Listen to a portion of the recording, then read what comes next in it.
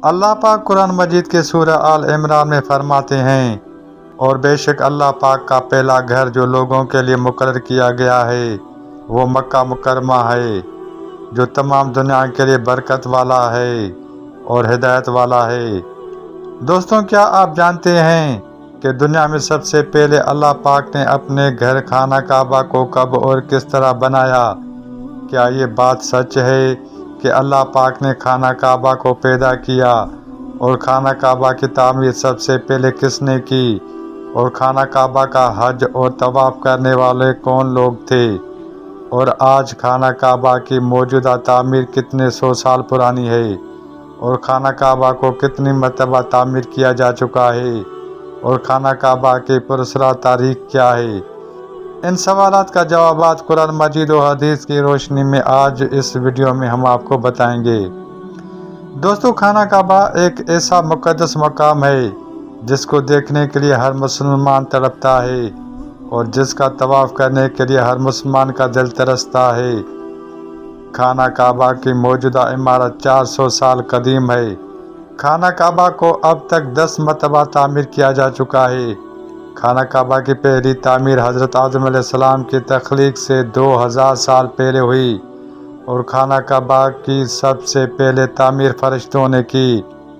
جس طرح تفصیلی کتب میں لکھا ہے، جب اللہ پاک سے فرشتوں نے کہا کہ انسان تو تخلیق کے بعد زمین پر فساد برپا کرے گا اور بہت خون ریزی ہوگی، جس طرح اللہ پاک نے فرمایا کہ جو میں جانتا ہوں وہ تم نہیں جانتے۔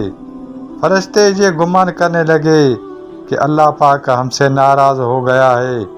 اس وقت فرشتے اللہ پاک کو راضی کرنے کے لیے اللہ پاک کے عرش کے نیچے طواف کرنے لگے اور اللہ پاک کی تسبیح بیان کرنے لگے، تو اللہ پاک نے فرشتوں پر رحمت نازل فرمائی اور اللہ پاک نے اپنے عرش کے نیچے خوبصورت اور حسن جمال والا گھر تعمیر کیا۔ بیت المعمور میں روزانہ 70,000 فرشتے طواف کرتے ہیں اور نماز پڑھتے ہیں۔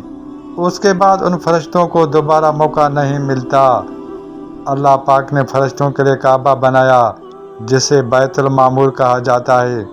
اس کے بعد اللہ پاک نے فرشتوں کو حکم دیا کہ زمین پر بھی بیت المعمور جیسا میرا گھر بناؤ، تاکہ جس طرح فرشتے بیت المعمور کا طواف کرتے ہیں اسی طرح میرے بندے اس گھر کا طواف کریں اور میری عبادت کریں۔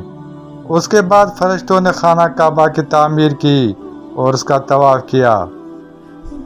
خانہ کعبہ کو دوبارہ تعمیر حضرت آدم علیہ السلام کو زمین پر اترنے کے بعد حضرت آدم علیہ السلام نے اللہ پاک کے حکم کے مطابق خانہ کعبہ کی تعمیر کی۔ اماں ہوا مٹی اٹھا اٹھا کر لاتی اور حضرت آدم علیہ السلام خانہ کعبہ تعمیر کرتے۔